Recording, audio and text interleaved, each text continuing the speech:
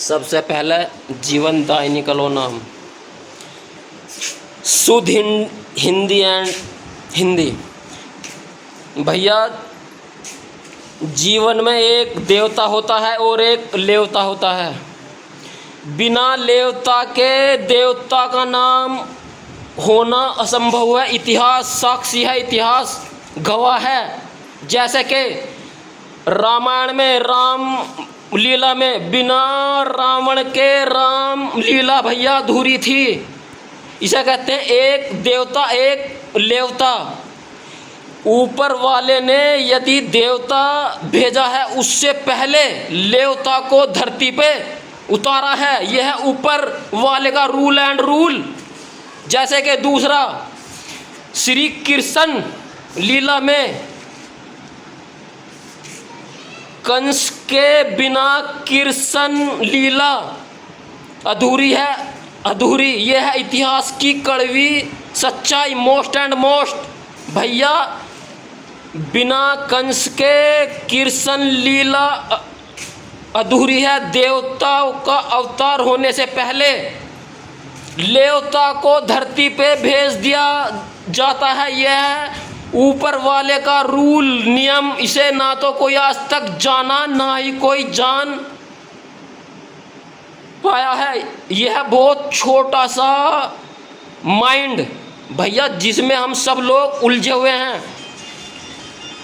कंस ने कृष्ण जी को मारने की जन्म से पहले ही इतनी कोशिश की पर देवताओं को मारना असंभव ही नहीं, नामुमकिन है, नामुमकिन। तीसरा पॉइंट है भाई, मोस्ट एंड मोस्ट।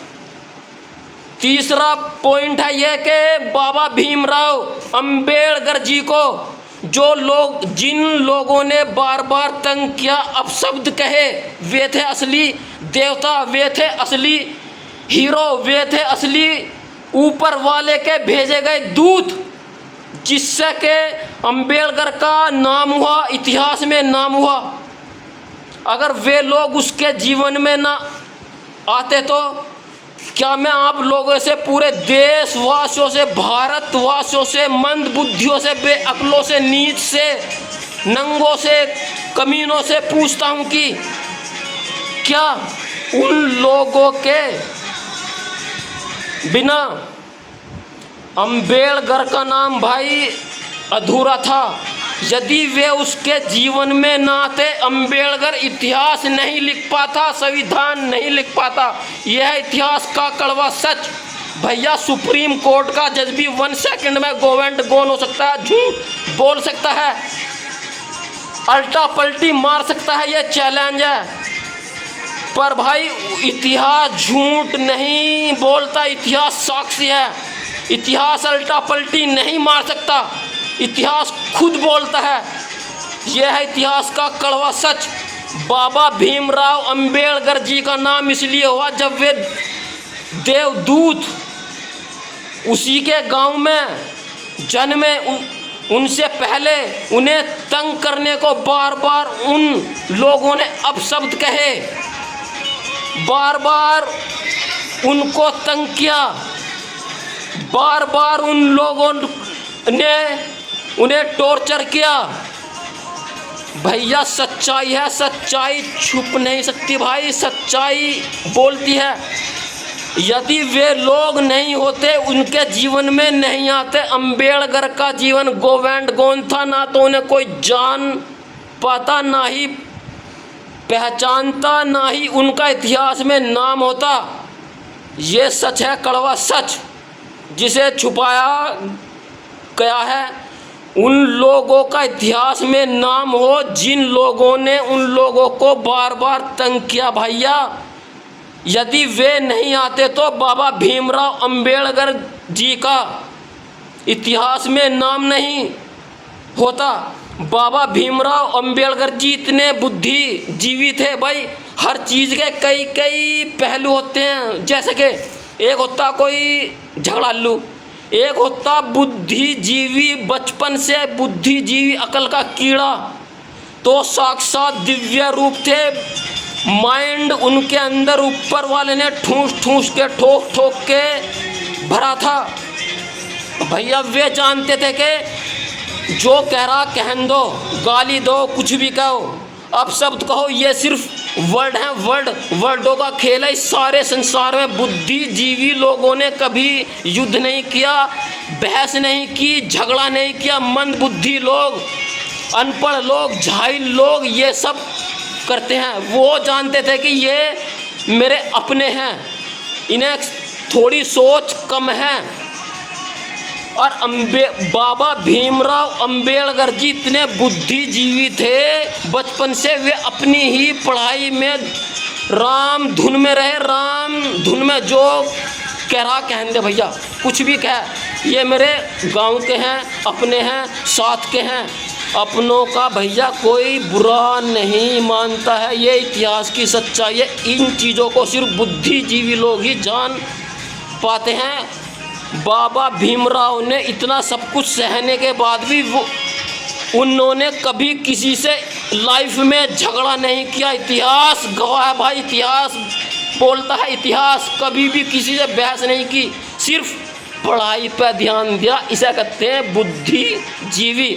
अपने रास्ते से भटके नहीं। इतना बार बार तंग करने के बाद भी जाति सूचक अपशब्द या और भी बहुत कुछ हुआ होगा, पर भैया कड़वा सच ये है, यदि वे लोग उनके जीवन में नहीं आते तो बाबा भीमराव ना तो संविधान लिखते, ना ही इतिहास में नाम होता, और ना ही उन्हें कोई जानता, ना ही कोई उन्हें भगवान कहता। उनका लक्ष्य था कि भैया कोई कुछ भी कहो, अपने काम को छोड़ो मत। काम ही कामयाबी का प्रथम लक्ष्य है, काम कर्म कर्तव्य। उन्होंने छोड़े नहीं, अपने काम पर रहे, राम धुन में रहे, चलते रहे, पढ़ाई को त्यागा नहीं उन्होंने। इसे कहते हैं बुद्धिजीवी लोग। और मंद बुद्धि लोग वे थे जिन लोगों ने बार बार उन लोगों को भला गलत, दिन रात बद्दी बुराई करते रहे। वे लोग भाई गलत थे, गलत सोच थी उनकी, क्योंकि सच्चाई जीवन का एक पहलू नहीं होता, कई होते हैं। हर बात के कई अर्थ होते हैं। यहाँ सब ऊपर वाले के हिसाब से होता है भैया, हम तुम्हारे हिसाब से कुछ नहीं होता। मैं उन लोगों से, बेअक्लों से, नीच से, नंगों से, कमीनों से पूछना चाहता हूँ कि भैया इतना बड़ा देश है, 1 अरब 40 करोड़ की जनसंख्या है। इस देश में एक ही अंबेडकर पैदा क्यों हुआ? अगर वे अंबेडकर थे, तुम उनका अंबेडकर का नाम सबसे पहले जयंती काटते हो, तो भैया पैदा तो तुम भी तो ऐसी हो जाओ। भैया यहाँ ऊपर वाले के हिसाब से होता है सब कुछ। तुम सब सबसे बुरे लोग हो, सबसे मंद बुद्धि हो, जाहिल हो, जो लोग मुंह फाड़ फाड़ के दिन रात ढिंडोरा रहे पीठ। भैया अंबेडकर का जीवन उनसे था। ऊपर वाले के वे लोग दूत थे, दूत, खुदा के नेक बंदे थे, जो उनके जीवन में उन्हीं के साथ उन लोगों ने ऐसा किया। इतिहास वैसे नहीं होता भैया, ऊपर वाले का चक्रव्यूह है, किसको देवता और किसको लेवता करना है। बिना लेवता के देवता अधूरा है। बिना राम की लीला के, रावण के बिना राम लीला भैया अधूरी थी। किसी की कोई ताकत नहीं बिना रावण के। राम लीला अगर बन जाती तो भैया बिना डाकू के पिक्चर हिट होनी, किसी की कोई ताकत नहीं। मिस्टर इंडिया में यदि अमरीश पुरी ना होते तो मिस्टर इंडिया का डायलॉग मुंह कैम्बो खुश हुआ, ऐसा रोल कोई इस जहां में करता ही नहीं। यह इतिहास का कड़वा सच भैया। पिक्चर है ये हमारे जीवन की। इसमें बिना डाकू के, बिना चोर के, जिसको बार बार तंग कर रहा है ना कोई, वो वैसी नहीं आया भैया। यहाँ सब ऊपर वाले के माइंड से होता। कृष्ण जी के, चक्रधारी के, बुद्धिजीवी के जन्म से पहले ही कंस उसे मारने में जुट झूठा था भैया। खूब देख ले इतिहास, देख ले खूब। यदि मैं झूठ हूँ, एक भी बात झूठ हो जाए मेरी जात चैलेंज है भैया। इतिहास का सारा खेल भगवान का रोल देने का, रूप देने का, डाकू का, सब कुछ उसके अंडर में। कौन सा रोल करेगा? एक लेवता होता है भैया, बिना लेवता के देवता बेकार है। जब तक देवता के जीवन में एंट्री नहीं होगी, बार बार तंग नहीं होगा, दुख नहीं सहेगा, देवता का नाम नहीं होगा। देवता को पूछते हैं, साथ में लेवता को भी।